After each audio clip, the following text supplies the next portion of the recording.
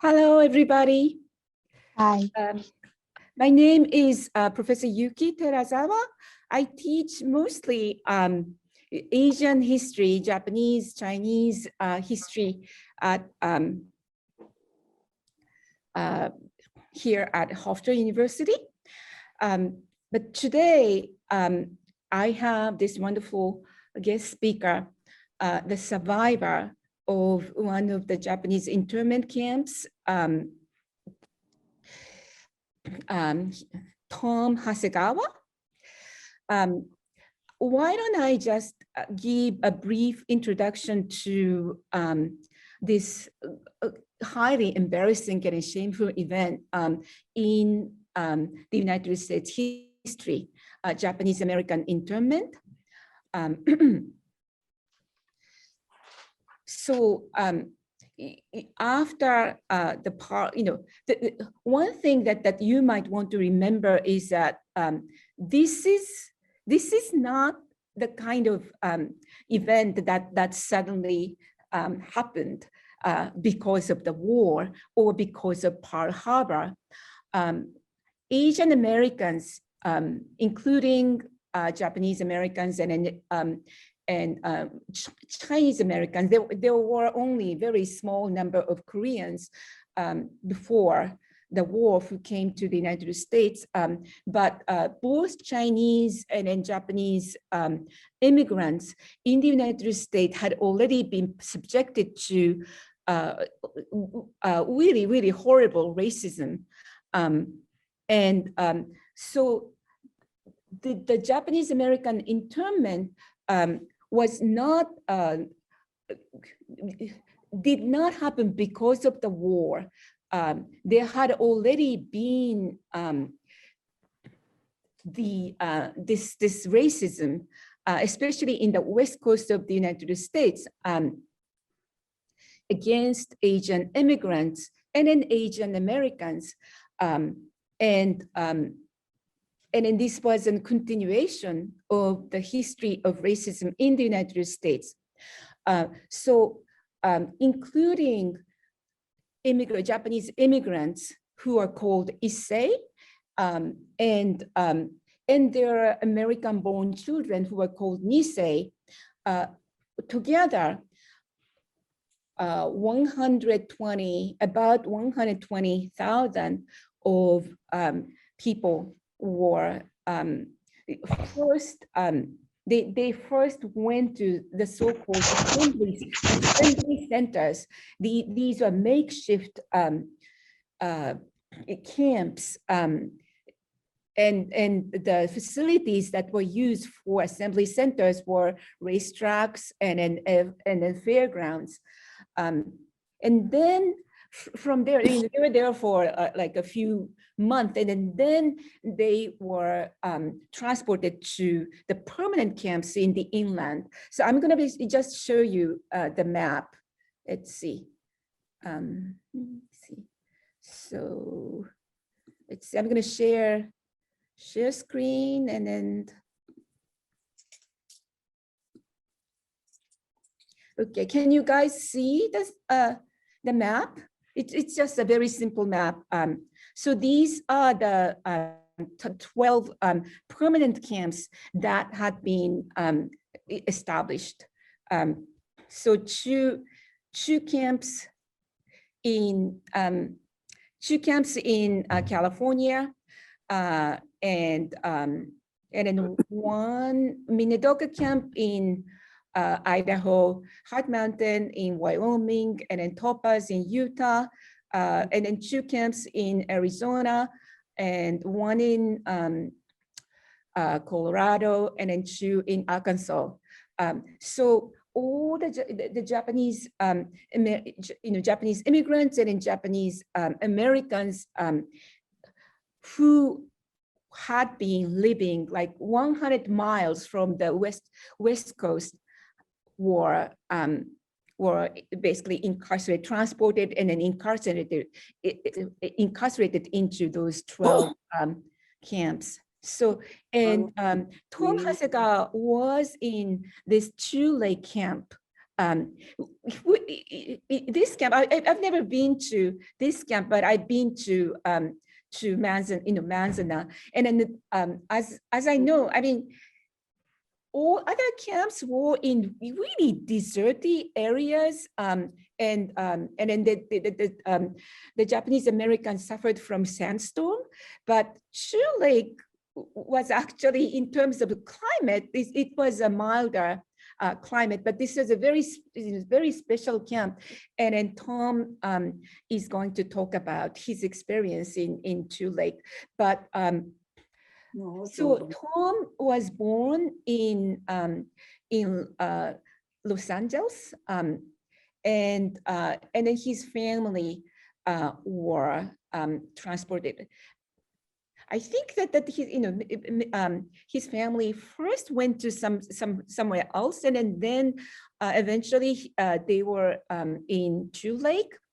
After the war, Tom's family moved all the way to Chicago, and then he can tell us why they moved to Chicago.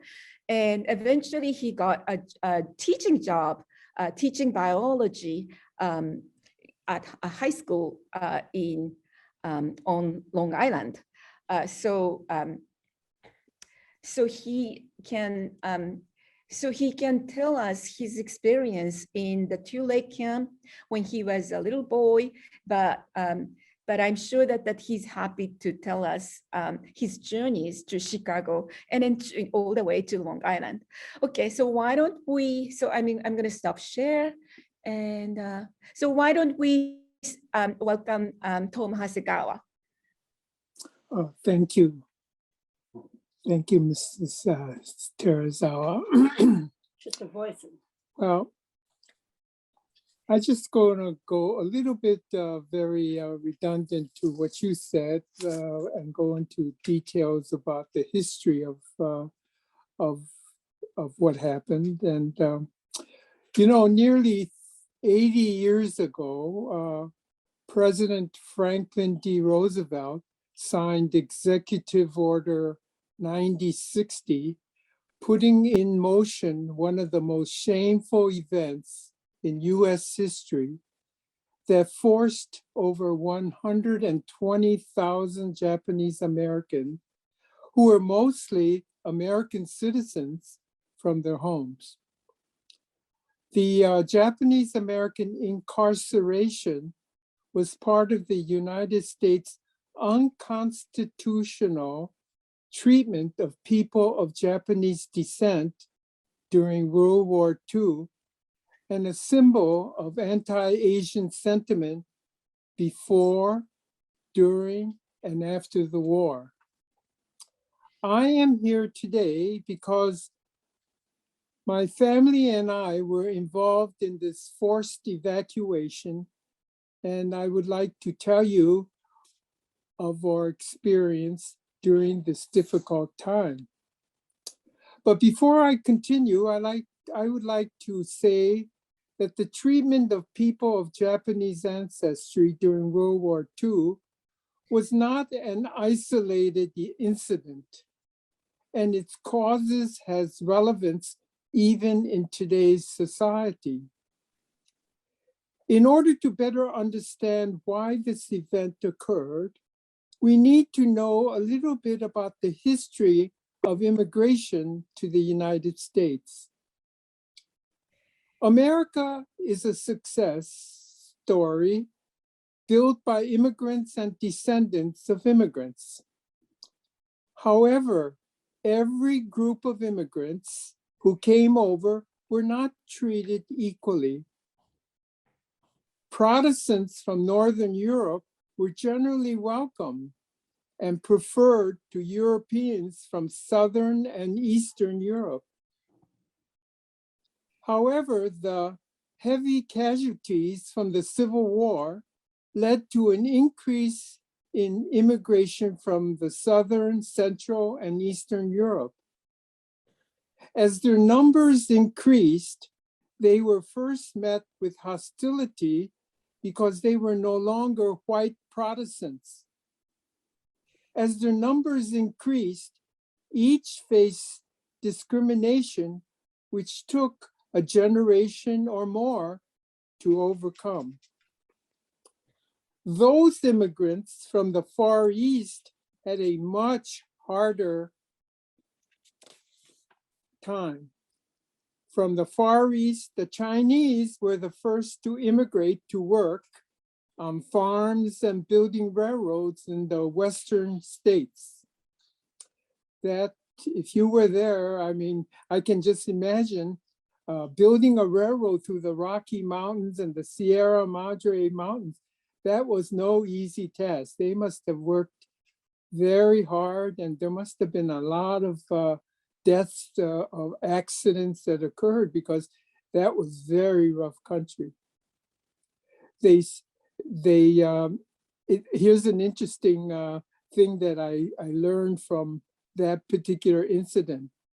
After the railroad was built that started from San Francisco, met from the railroads that was started to come from the eastern part of the United States, they had a ceremony where the two branches met, the Eastern Railroad and the Western Railroad.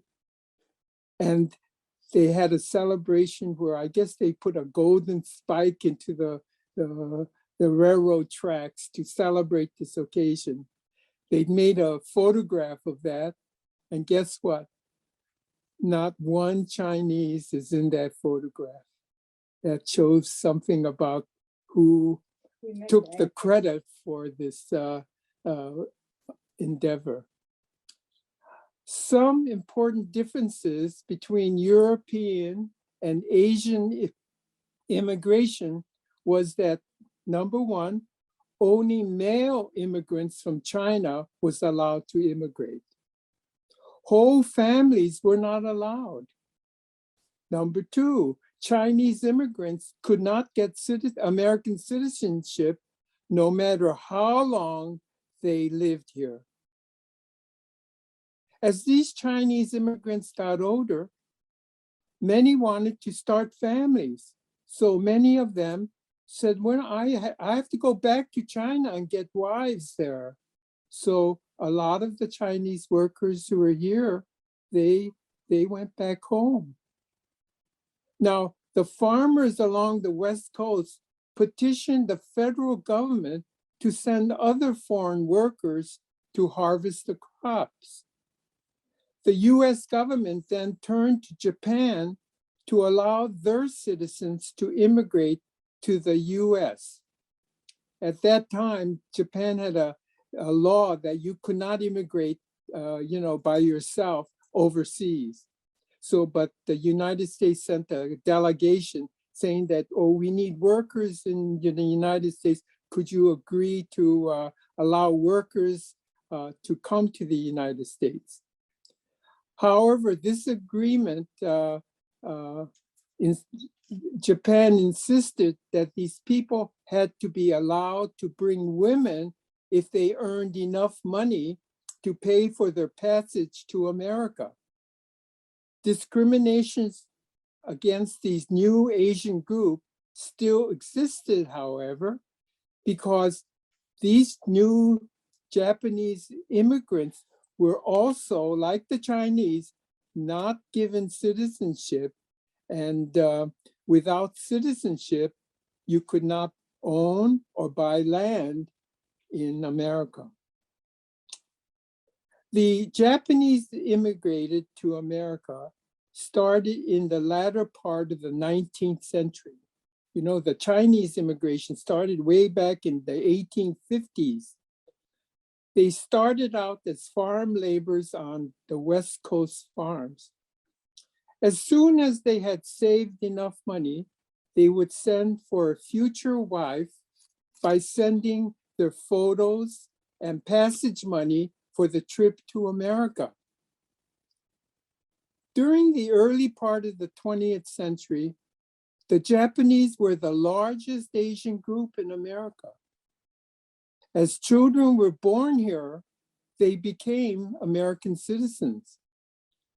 Since many of these people came from farms in Japan, they were expert farmers, and these families bought land for farming registered under their children's name since they had citizenship. At first, the farms that they bought were only marginal land because the white farmers owned the better situated farms. However, by the 1930s, 50% of the green produce produced in California were grown by Japanese farmers. Their success, however, initiated economic envy, jealousy, and resentment among the white farmers, which was expressed through the politicians, newspapers, and radio broadcasts that these Asian foreigners were taking over America. The Japanese farmers had little recourse to fight the lies and propaganda that began to appear in newspapers and radio because they were not citizens and could not vote. This is where the term yellow journalism comes in. And this is true that started in California. When Pearl Harbor occurred in December of 1941, the cry to remove the Japanese from the West Coast came to a climax. Before 1941, the FBI had investigated the Japanese American community and found them to be loyal to the American government. When Franklin Roosevelt issued Executive Order 9066, J. Edgar Hoover, the head of the FBI, and even Mrs. Eleanor Roosevelt insisted that it was not necessary. Some people had said that the California politicians had pressured Franklin Roosevelt to carry out the order to confiscate land owned by Japanese American in exchange for the vote in electing Franklin Roosevelt for his fourth term as president. One incident that occurred is Earl Warren at that time, this critical time, was the governor of California. And he was one of the proponents that actually voted for the expulsion of Japanese from the West Coast. Now, later on, his whole attitude changed. But at that time, he was very, very anti-Japanese. If Japanese Americans were such a threat to the war effort, why were the Japanese Americans in Hawaii not incarcerated? Answer, they did not own any farms in Hawaii, and there were too many of them there. When Executive Order 9066 was issued, our family owned a restaurant in Los Angeles. We had a restaurant, but at that time in the 1940s and the 30s, there was no such thing as a Japanese restaurant, okay? Our restaurant was like a diner and we served American food. None of it was Oriental or Asian food, okay? During the Depression, we were doing a very thriving business because our restaurant was located in Little Tokyo. Little Tokyo is just across the street from the city hall. And during the Depression, hundreds of people would come to the civic center, which was just near the city hall, and they would try to get unemployment money from the California government. After they did their business with the government office, they would say, you know, I'm hungry, where shall we eat? And they see the restaurant across the street in Little Tokyo. And so they would come there, and our family owned a business that served cheap meals, American meals. And so during the Depression, Okay, business was good because there was a lot of customers there. And so that is very ironic that that we were in the situation. I just want to tell you that Little Tokyo today is just a shell of what it was before the war. Why is that? Because after the war, the immigration from Japan dried up. And the reason for that is because after the war, Japan started becoming more and more prosperous, and people would say, I don't want to go to America. I like to live right here in Japan. I don't have to learn English and so on. And so as a consequence, the immigration to America sort of dried up. And so this happened with a lot of Europeans too. The Italians before World War II, there was hundreds of them that wanted to come to America. But today you don't have many Italian immigrants because, you know, living in Italy is not that bad anymore, you know? And so in similar ways, many of the people who live in Little Tokyo today in Los Angeles have moved out from this center where they were actually isolated and segregated before the war, and they now live all over in suburbs. Well, anyhow, when when December 41 Pearl Harbor came, the government ordered Japanese and Japanese Americans to report to assembly centers, and we were told to go to the Santa Anita racetracks near Los Angeles. And you had to come there by 2 weeks.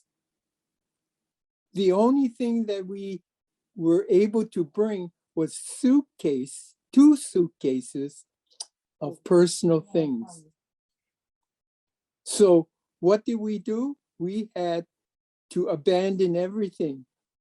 If some of those people, if you were lucky, you had a fire sale and people bought things from you, but most of the time, in 2 weeks, you couldn't sell anything. So you just abandoned everything. We abandoned the whole restaurant. We had to report to the Santa Anita racetracks in 2 weeks. So we arrived at the Santa Anita racetrack, and what do we find? Rows and rows of stables that used to house horses for the racetrack. And they were cleaned out, and our new home for the next couple of months was in the horse stables where the horses used to be kept. And the government on the meantime, the federal government, started internment camps in the interior part of the country. Our family was assigned to one of about 10 camps that was located as far east as Arkansas. That's one of the farthest east camps that occurred, and as far west as Northern California. Our first destination was Hart Mountain, Wyoming. Now, being from California, from Southern California, many of us residents did not have winter coats. We didn't need winter coats in California, Southern California. And the weather was completely different. Housing was long rows of tar-papered houses that were without insulation, which housed several families separated by pine boards with little privacy. The bathrooms were in separate buildings in the center of this big development, as well as mess halls, where the cooking and eating was done. So all you had was bedrooms and then maybe a stove, and that's about it.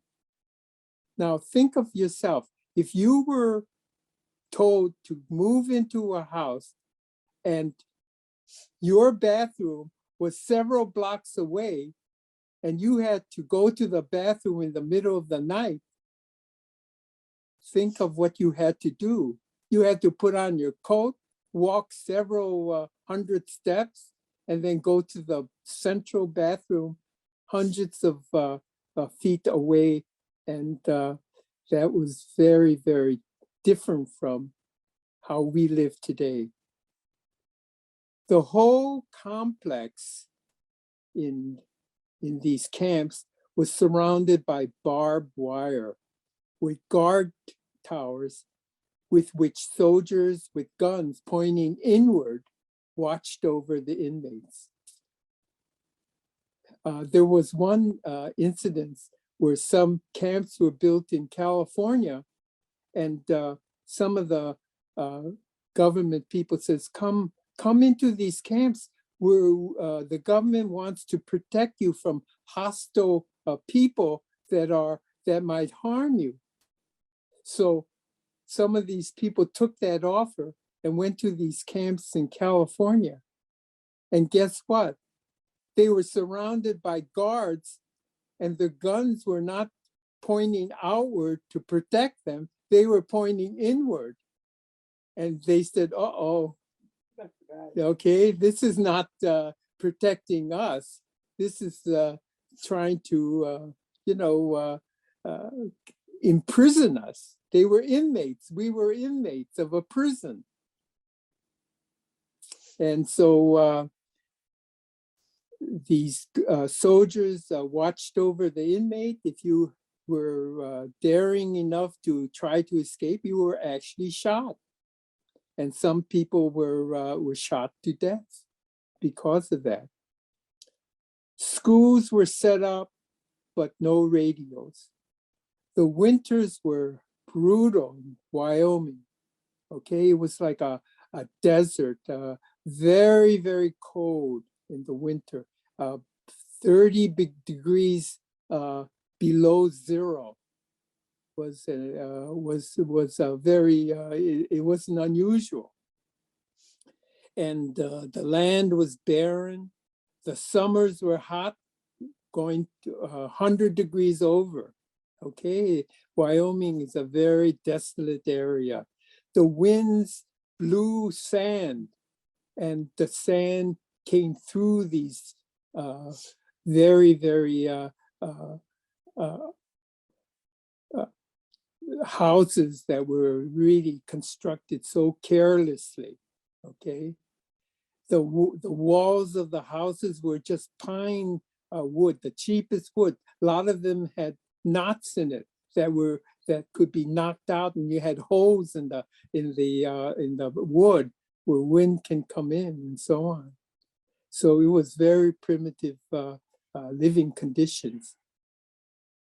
The name Hart Mountain came from the fact that there was a big mountain with like a heart shape at the top, and it was on the northwest corner of Wyoming.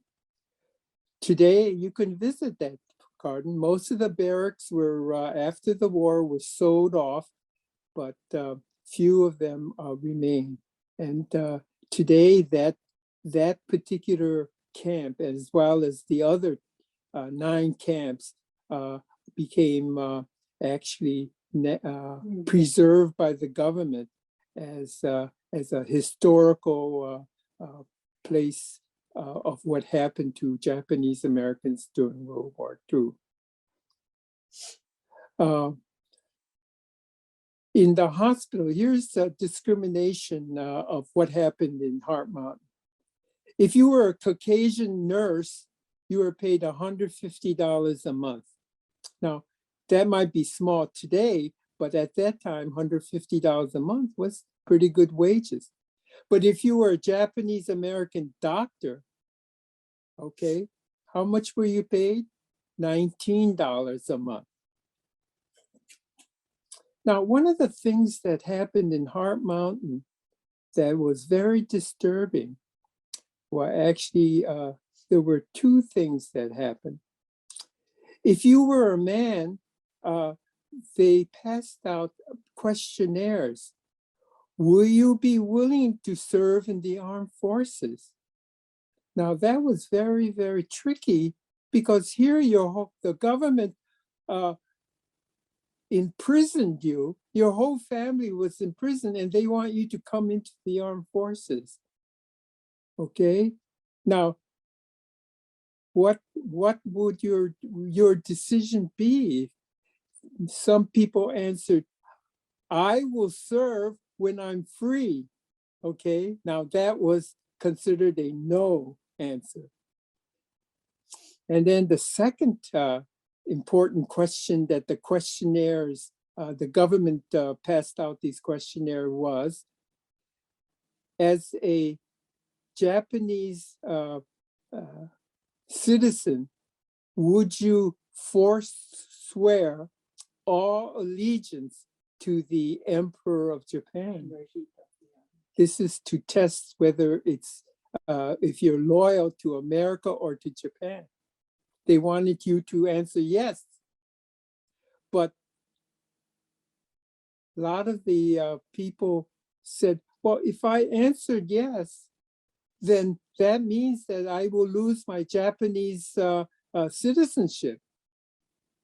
And the United States is not going to give me an American citizenship. So I'm going to be left stateless. I'd rather say no than be stateless, you know?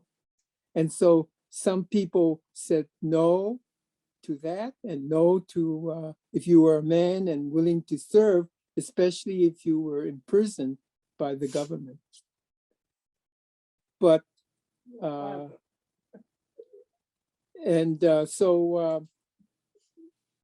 in these, in spite of all these controversial questionnaires, in spite of this, 650 young Japanese American men joined the US Army from Hart Mountain, and many more from the other camps too.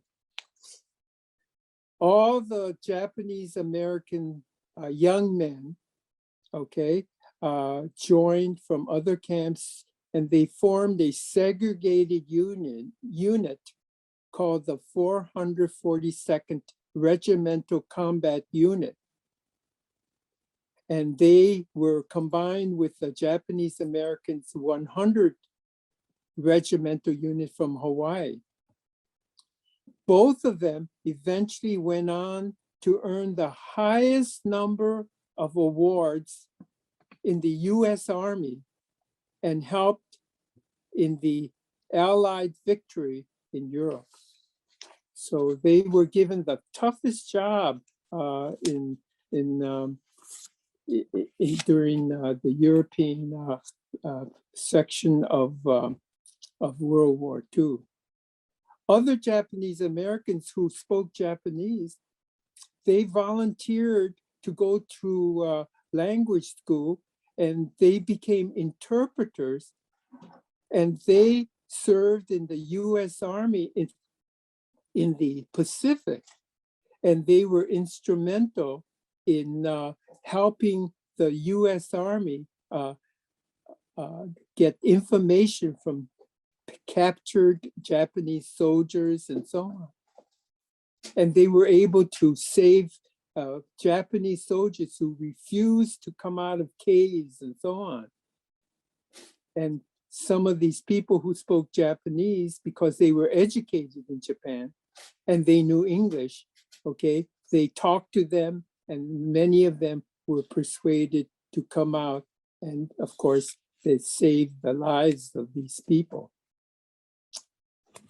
Okay, so what happened to these people who said no to these questionnaires? Well, they were ostracized. The US government says, we're going to take you and put you in another camp, and we're going to ship you back to Japan when the war is over. Well, My father was one of these people who refused to say yes to swear his allegiance and break the allegiance to the Emperor of Japan because he didn't want to be stateless. And so we left Hart Mountain, Wyoming, and we were transferred to another camp in Tule Lake, California. Tule Lake, California It's a big country. is near the Oregon border. Okay, it was the climate was much nicer. However, it was much more severe in the sense that the government treated the people in Tule Lake harsher because they had said yes, no to these questionnaires, and they were considered, objectionable or non, conducive to American efforts. The Tule Lake had a population that peaked at about 18,700. Yes. And they were actually, it was when people wanted to volunteer for the U.S. Army from this section, only 57 inmates volunteered. However, compared to that, to Japanese Americans living in Hawaii, where there was no mass incarceration of these people, okay? The Army there in Hawaii expected 1,500 volunteers. And do you know how many volunteered? 10,000. So the fact that the people in the mainland was treated so harshly and they were imprisoned made a lot of difference in their attitude, especially in this particular camp. As awareness of the wrongness of the whole incarceration process grew after the war, a movement developed to gain an apology and redress from the US government. This movement led to getting the Civil Liberties Act of 1988 passed, and survivors received an official apology and a token of $20,000 payment.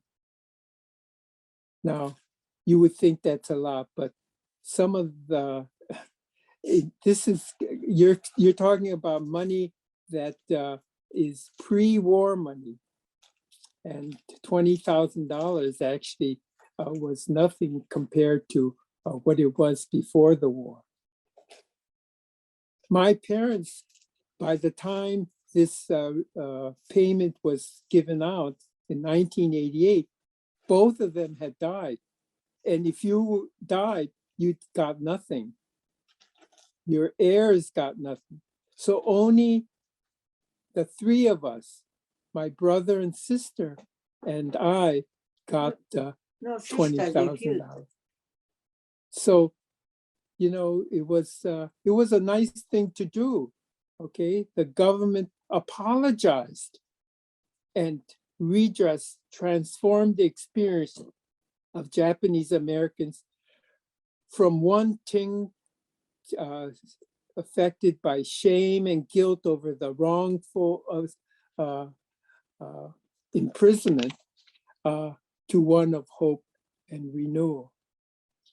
Okay, so that's one of the things that I don't have any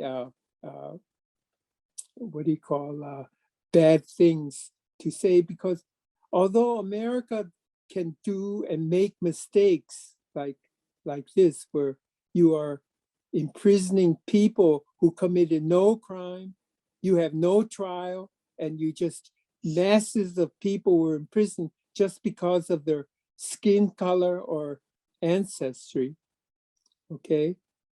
The American government is good enough to apologize and say, oh, we made a mistake, and made some kind of reparation.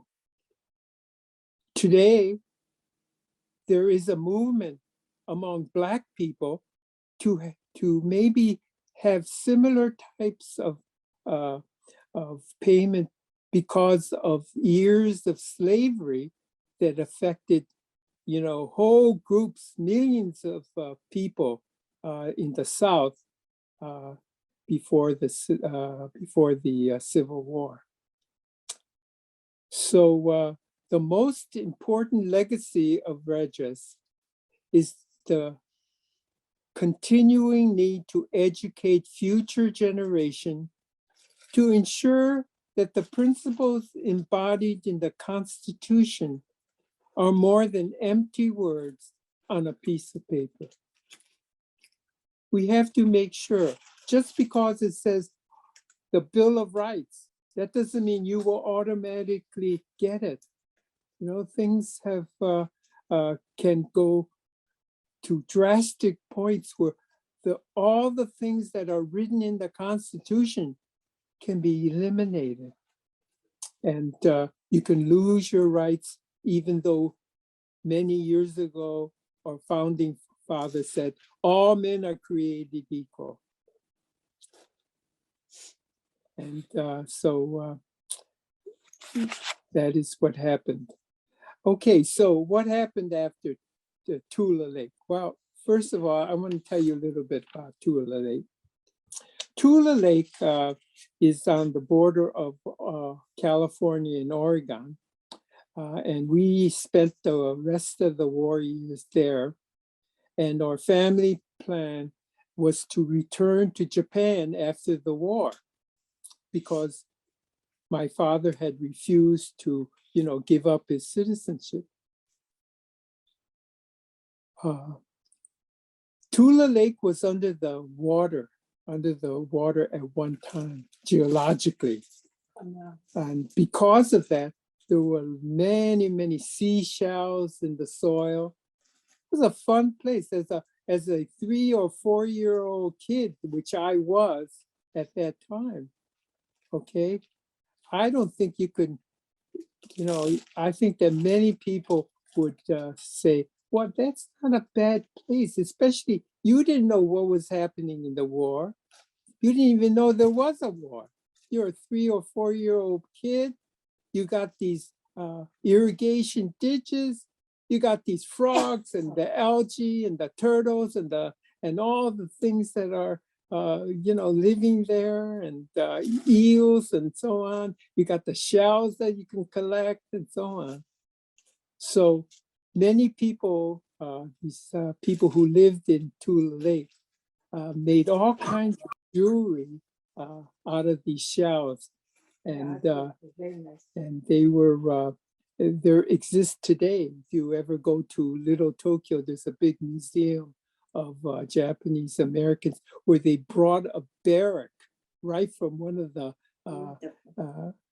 of these relocation centers, and they have a display there, and they have a display of all the crafts that was made by the Japanese Americans during the war.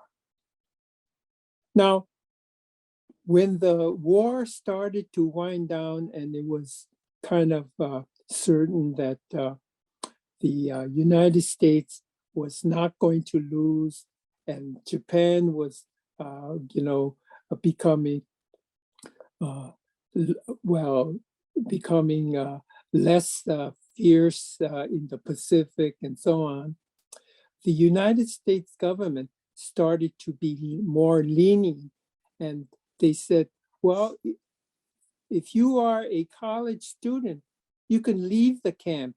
This is like in 1944 and late 1943 and so on, when the war was changing to the favor of the United States. So many of the students left to go to the East many of them came to the East to enter a college, if the college allowed you to enter the school. All right. My uncle had left the camp a little early, and he came to Chicago, and he wrote a letter, and this is like right right before the Japan surrendered, and he wrote to my father saying, don't go back to Japan. It's like bombed out. You're gonna starve, and you should come to Chicago. And then after thinking it over, my father says, maybe my brother, my uncle, was right. And so he changed his mind, and instead of going to Japan, which many people did, some people did, not a lot, but many people did go back to Japan. Our family took a train from Oregon. I think it was Portland, Oregon, and we moved.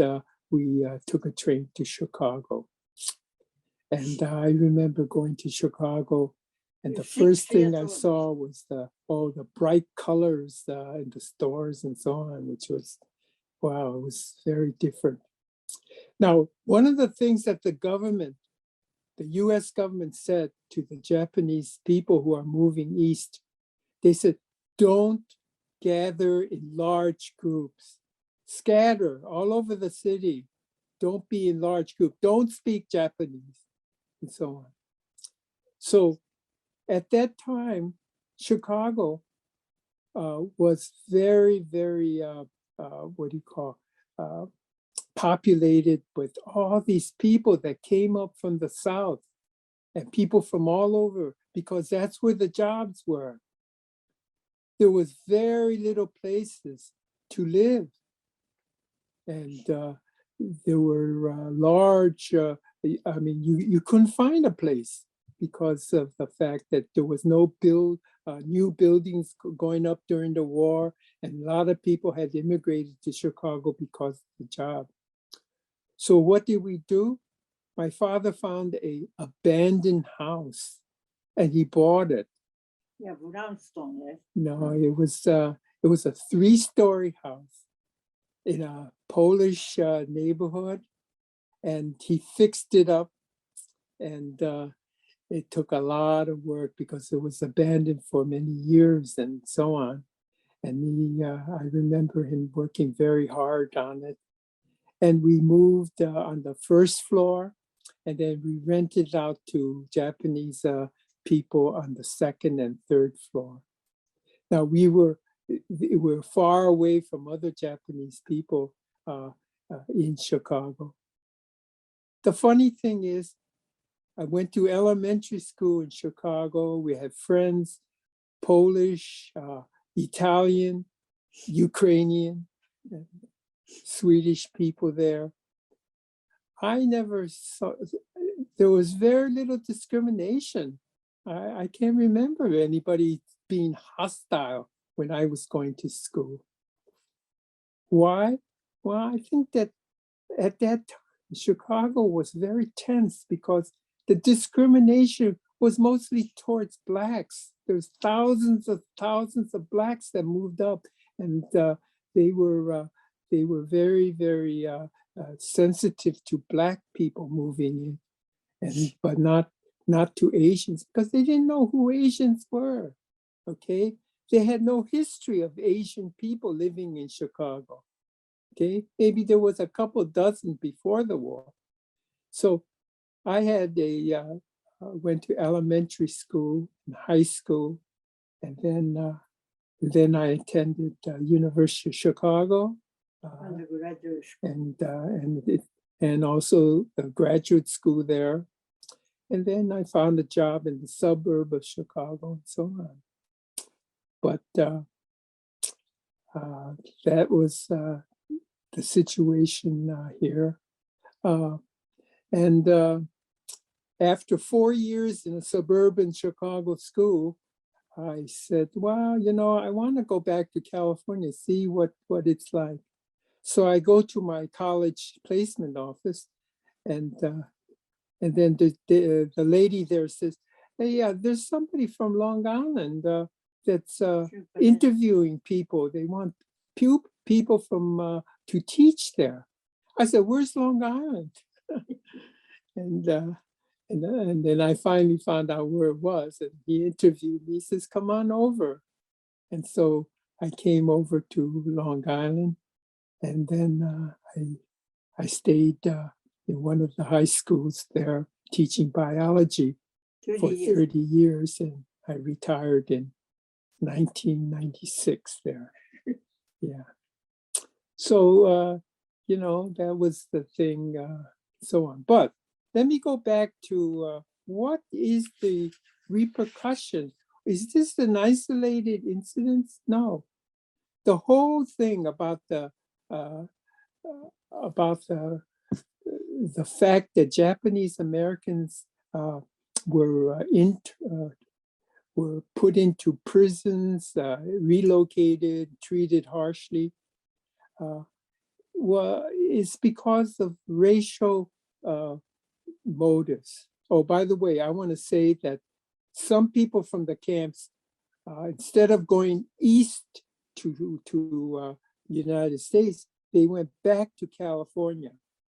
These people at the beginning, right after the war, okay, they met a lot of hostility, much different, The history of anti-Japanese were much present in the West Coast, and then in the East or Midwest, and so on. So what about the lessons we learned from this episode of American history? Well, the episode, of course, is the fact that racism that precipitated this incident, okay, is still with us. And racism is a very, very evident evil, which sometimes causes all kinds of problems. We have problems that still exist. And there are lots and lots of cases, and it seems like the cases of racism and xenophobia is getting worse and worse. I'm afraid that maybe in the future, okay, what can happen is that there may be other groups that will meet the same kind of situation that Japanese Americans faced in World War II. And that one of the examples was during 9/11, right after 9/11. Okay, they rounded up Muslims, people who came from the Middle East, and they put them on Guantanamo in Cuba or near Cuba. And a lot of them didn't have a trial. They just grabbed them because of the fact that they were there. Certain presidents actually, in recent history, had very unpleasant things to say, not about not about Japanese Americans, but other groups, Mexicans and Black people and so on. And the fact that because of the rise of China, for example, and the fact that they are now the second world economy in the world, that has produced a lot of resentment among a large number of people. And there's a whole rise in anti-Asian sentiment. And this is scary. And this will result, I don't know, if something gets very serious, it may result in another similar event, very similar to what we went through. we must stop that. We must be very, very aware of what happened in history, or we will live it again. Okay? Whole sections of the United States are now worried, and they are backing a certain person because they think that America is changing so fast that in a couple more years, United States, the white population in the United States will be a minority, and they don't like this, okay? And so they're voting for people and trying to suppress other people, taking away their votes and so on. So we have to be aware of all of these situations that are very similar to things that caused what happened in 1941. And so, like I said before, the Constitution has wonderful words to it. The Bill of Rights have wonderful words about human rights and so on. But they're only empty words unless the people actually understand them and use them. Okay, and that's the lesson that we have. Okay, and the reality is that racism and xenophobia exists today. It exists in the form of anti-Black, anti-Asian, anti-Latino type of attitude that will present big problems, that will disunite us, and so on.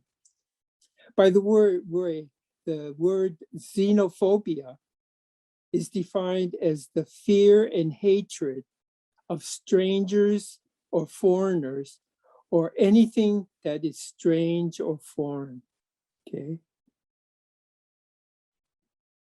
Hate crimes against Asian American in major US cities have surged dramatically. Now, how do we fight this racism and xenophobia? Well, United Nations has, 5 points that you can practice that will lessen this racism. Number 1, celebrate other cultures, okay? Know other cultures, okay? They're people, they're human beings, okay? They have their culture and we have to respect them, okay? We can't show anger and hostility and jealousy and so on. Number 2, call out bigotry and hatred in speeches. Somebody is calling out, oh, these Mexicans are murderers and something like they're criminals and they're all coming to the United States. This inflames the people, and this increases the amount of prejudice among people, and so on. Number 3, teach children kindness and how to talk to other people and other people about differences. Number 4, stand up for people being harassed. If you see somebody trying to abuse or insult, let's say, an Asian woman on the subway, okay? Intervene if possible. Okay, if possible. I wouldn't intervene if he's holding a gun, okay? But if possible, intervene. Don't just quietly look and say nothing. And the Tom, you're muted. Oops. Tom, You are muted. How did that happen? Yeah, now we can hear you. Okay, Okay, thank when you. did that occur? Was I muted all the time? No. Just like in the last 30 seconds or so. Well, Yeah. I didn't touch the thing. I don't know how I got muted. Maybe time is up. Okay, so I'll go through this very quickly. Celebrate other cultures, call out bigotry and hate speech, teach children kindness, okay? Teach them how to talk about differences. Stand up for people being harassed, intervene if possible. And last of all, support human rights organization. Okay, so these are things that we have to actively do to prevent more racism, more xenophobia, and more hatred, and live together as one people. We are one people. We have one race, and that's the human race, and that's Homo sapiens. And if we cannot live together on this earth, we will be eliminated like the dinosaurs. Okay, that's it. Thank you for program. Thank you. Okay. So Thank you. now we can move on, and then I can take questions. Okay. Question. Anybody have a question?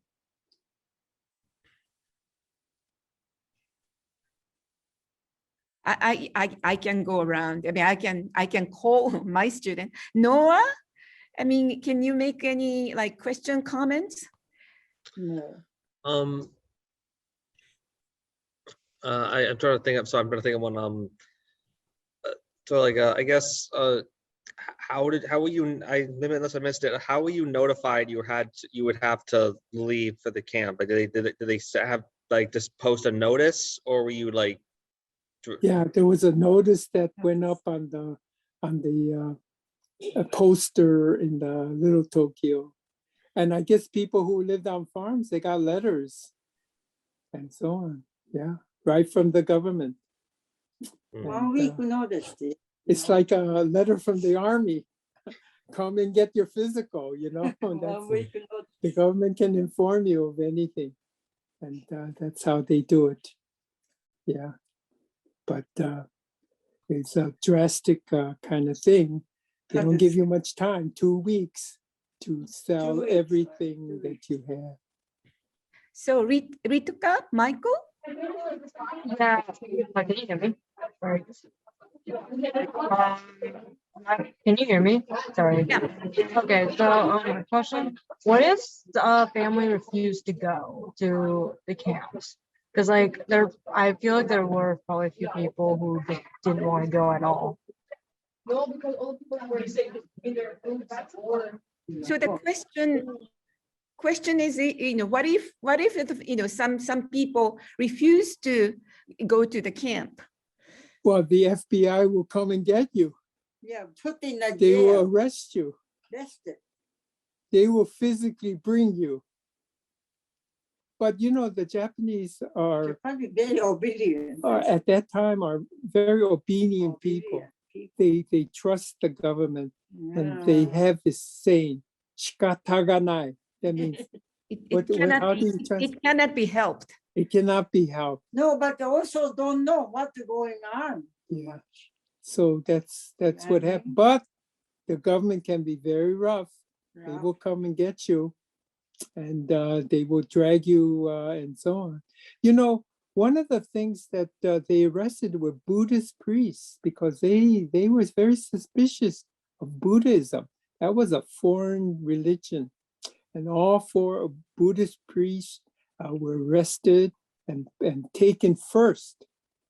Oh, really? People who were like civic leaders and union bosses, they were taken before they were brought into camps. Really? So they had a list. One of the things that's very kind of frightening is the fact that the U.S. government used the population census to find out exactly where Japanese Americans live. So when I was a census worker, I go around here today and I said, I see so many people says, I'm not giving any data to the government, you know? And they somehow know that sometimes the government says, we never use the census for illegal things like that. But when They know. things come, you know, to a sort of like a seriousness, they can change their mind and they'll do anything. So that's what they use. They use the census to find out where the Japanese in the West Coast live. Okay, so I'm going to go around the room of about. I mean, there are I have students who are taking my course specifically on Japanese American internment, so I can kind of go around the room. Andrew, any question, any comment? Can you hear me? Yeah, but I can't see you. Oh, do you want to see me? Hi. Hi. I guess if I have any question, is because I know you said, Mr. Hasegawa, that you were very young when you were in the camps and stuff. How did you how'd you internalize it? I guess that's the best way I'm trying to say. How did you basically internalize what was happening around you, being that young? Well, I'll tell you, the effect of the internment was less on me than people who were your age, because your age, you knew what was going on, you knew the injustice and so on. Here, you're pre-kindergarten, you don't know what's going on, and so, I learned about it afterwards, but it depends on how old you are. So age is a very important factor in how you react to certain situations. Just like, if you're a Nazi survivor, okay, if you're an adult, it had much more influence and repercussions than if you were a baby, being carried around by your mother and so on. But, later on, you know what had happened. And this is what happened. No, but the one thing, American camp very fortunate. Canada is all separate. Oh yeah, Men. Canada had the same thing. Bad.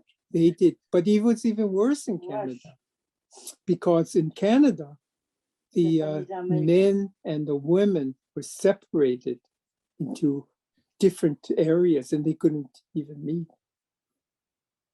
Yeah, separate 4 years. I mean, yeah. I can. I mean, when I was graduate student, I lived in California, and then I went to Manzanar camp with a bunch of Japanese Americans, and then other people who care about this issue, and I sat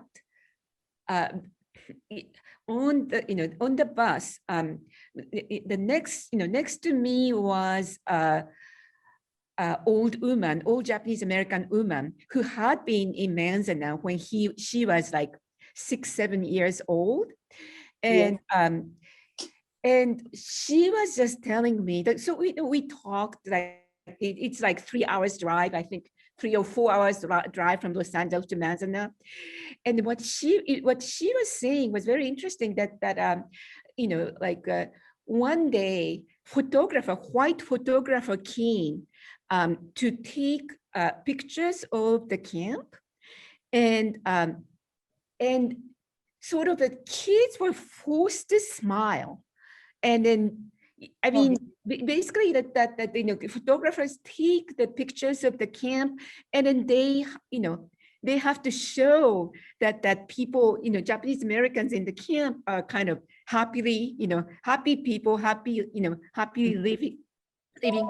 She refused to smile, and then her teacher put, you know, her finger in her mouth so that she, you know, she kind of smiled. So that's what I heard from another, you know, survivor. Okay, William. Well, I just want to make a point that I just thought about.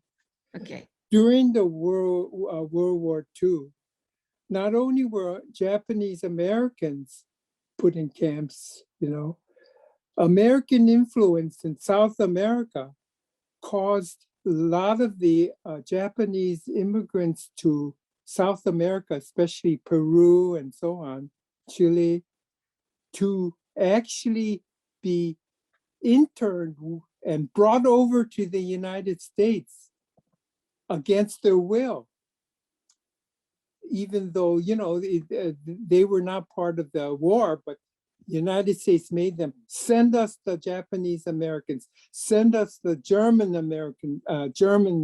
people there. We want to have them here in the United States. We'll put them and see if we can use them as exchange for prisoners of war in the Pacific or in Europe. Okay. Now, after the government, US government gave reparations to the Japanese Americans, these Latin American Japanese were given nothing. Okay.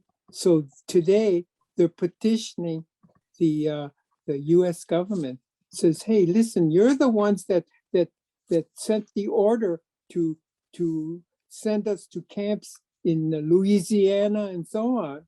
And we didn't receive the reparations that the Japanese Americans got. Okay, that's unfair. And so now that's being contested. I don't know what the outcome will be, but this is what happened. Okay, William Bernstein. William.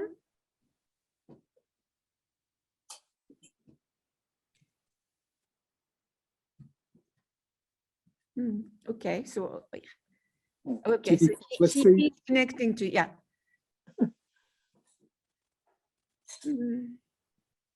Maybe your, you know, his audio is not working. Any other questions? Okay, so for my Japanese American course, you know, we are watching this Japanese drama about you know, this experience, and then two daughters of this family were sent back to Japan, and the father thought that you know, so after Pearl Harbor, you know, that family thought that they're going to have a really hard time in the United States. So the father sent, you know, two of his daughters back to Japan, and then in Japan, like, you know, things actually were worse, but because, you know, like Hasegawa, you know, Hasegawa-san's wife is a Japanese woman who was you know, who was living in Japan during the war. Could she talk a little bit about her you know, experience? I mean, how did you meet in the first place? No, because how did you meet and get, you know, got married? no, because biology. Oh yeah, I went to a summer institute in California, and this is right after Sputnik. You know, the United States got really nervous. They says the Russians are advancing in science, and we have to uplift the science curriculum in America. So they started this whole problem of uplifting the science program in chemistry, biology, and physics, and so on. So they formed these summer institutes. And so the summer institute that I attended was in California. And once I got there, there were about 20, 30 biology altogether 90. teachers from all over the United All States, over the world. including foreign countries. I think there was from France, England. There was one from I saw Switzerland. Sweden, Yeah, and one from Japan. only one. Yeah, and so this man, Mr. Yoshino, was there, but he had limited English ability. And there was a lot of lectures there during that summer institute. And so I used to say to to this man at night, we were living in these dormitories in Northern California. And I used to interpret what the lecture was about and so on. I did that. And then after the Summer Institute finished, he was able to travel to all these teachers that he met. School, yeah, all these teachers, and he traveled. And he came to our house in Chicago. And then my mother at that time said, "Oh, you need a haircut. You haven't, can I cut your hair for you?" And so she was cutting his hair. And inadvertently, I didn't know it, but she says to him, says, "Hey, do you know anybody in Japan that's nice for my son?" And then he says, "Oh, maybe," he says. And then after that, he left. And then when he went back to Japan, I moved to Long Island then. And then you didn't know anything. And then my wife now wrote to me in very simple English her first letter. But I was so busy then, I didn't answer until, half a year. No, it wasn't half a year. Yeah, It was a year, a month or so. Half a year. And then after that, First letter came to my after that, my first year in Long Island, I said, I have the summer off. I think I'll visit Japan for the first time. And so that summer I went to Japan, and I didn't know. and then I met her and I liked her. Yoshino don't know the how or the nothing. Yeah. And so we got married. We got a shotgun wedding there. Not shotgun. Yeah. So that's how we met. And we met. We went to the U.S. Embassy. We signed the papers. I couldn't write Japanese, so I just wrote it big. I just know my name. Tom had double citizen. Yeah, and then so I wrote, and then she came to the United States in 1967. Yes. Yeah. I don't speak any English. Yeah, she spoke very little English. And so that was it. That's how we got married. And we were married how many years now? 54 years. 54 years now. Almost 5. Yeah. So that's what happened. Any questions for any other questions that you want to? Okay, Madeline Joseph. Hi. Did your views of America change, like your opinions after like the war ended and you guys were able to leave the camps? Well, like I said, I was very small, so I just know that, I'll tell you, when I was in the 3rd grade, after coming to Chicago, my teacher was Miss Daisy. She was so nice. I hardly spoke English, but she was like super nice. And I don't know, I just had the reverse of reverse discrimination. She was so nice. And over my years, my elementary school teachers, they were very nice, all of them. I didn't meet any hostility or anything. And, no, must be hard. You are in high school, Bell Victoria, #1. So, unfortunately, the fact that you have, if you don't, well, I don't know what to say, but because of the fact that they're not used to Asian people. They just considered us one of the immigrants there. You know what I mean? But if there was let's say 10,000 Japanese that moved to Chicago, I'm sure there would have been a lot of problems, But the number of people that moved there was very, many of them are still there even today.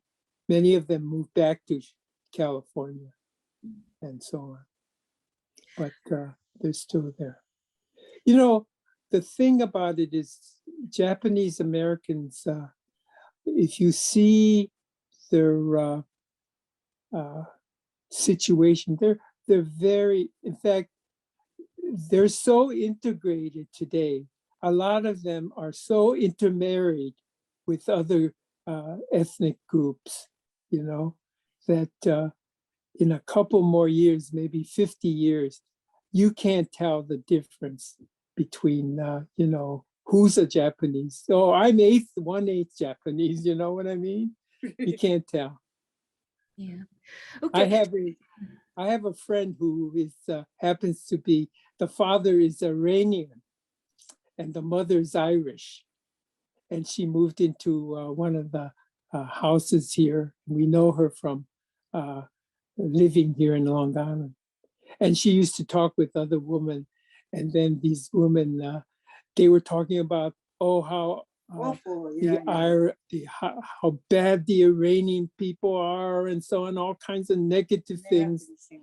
And then she says, I'm half Iranian. And they were so surprised because she doesn't look Iranian at all, So in the future, you better watch out, because you don't know who is what, you know what I mean? Don't discriminate. Yeah, don't discriminate. You might be in trouble.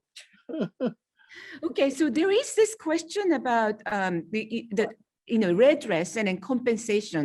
Yeah. And then this happened. The redress was achieved in 88.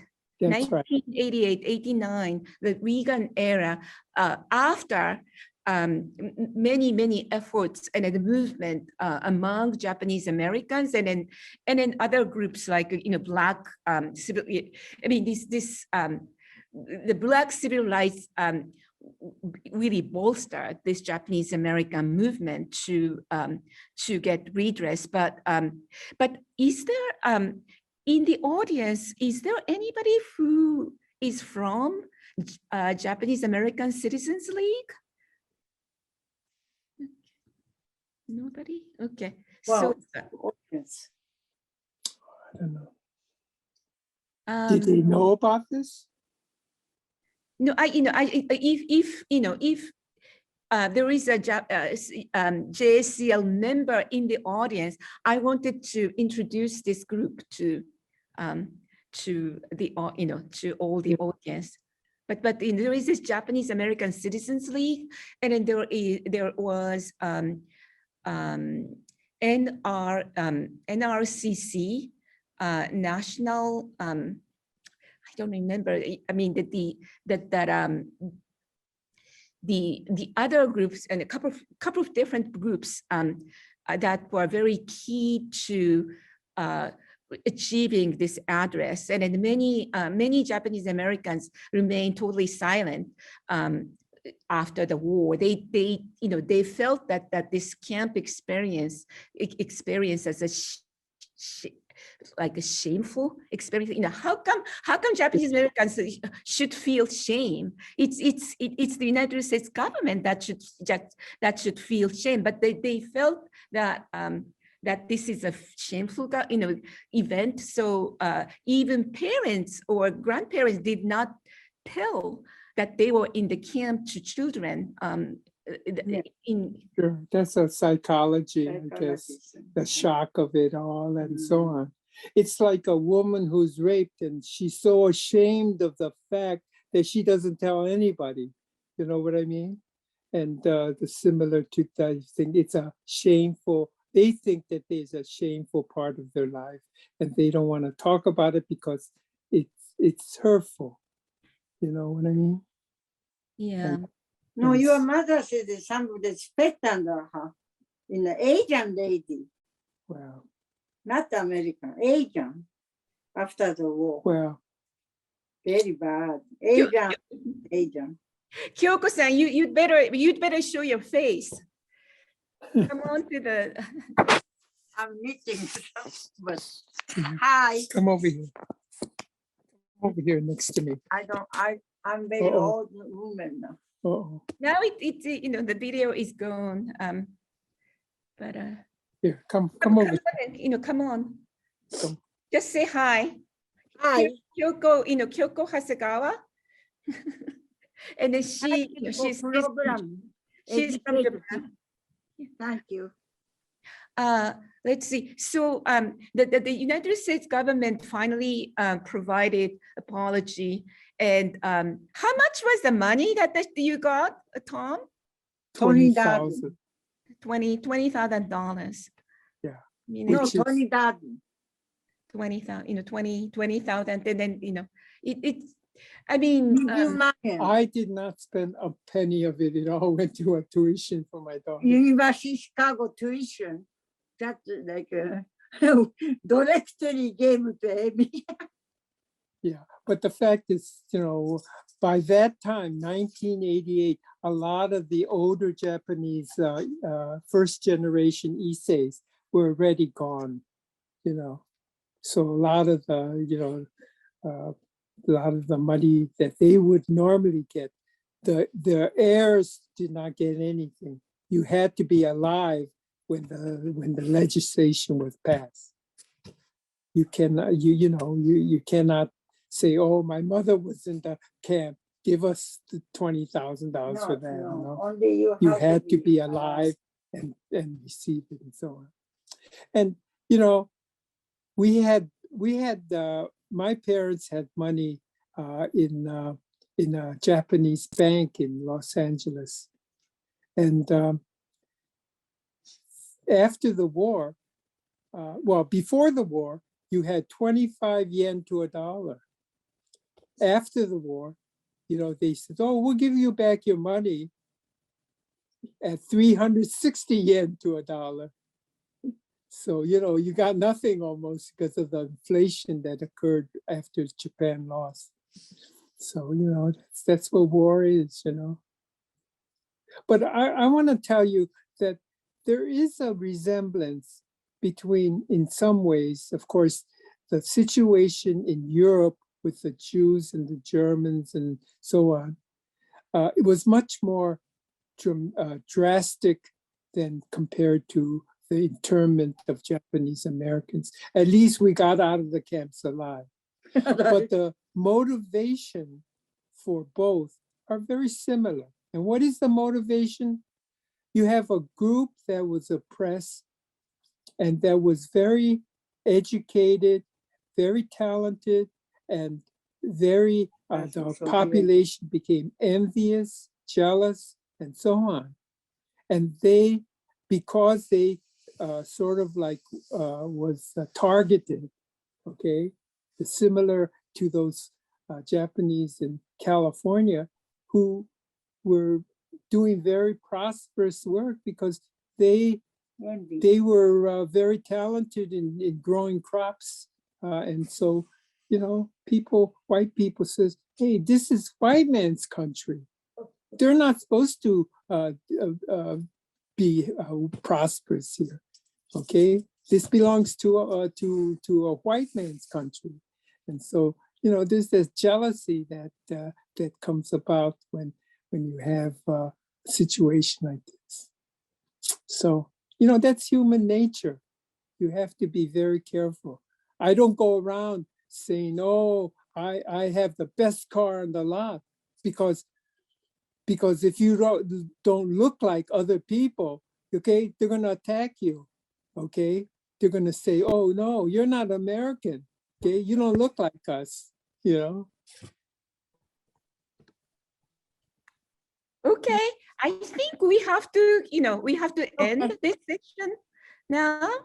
for So the why don't we, just give like a big hand to, Tom Hasegawa, and then just, send him thank you.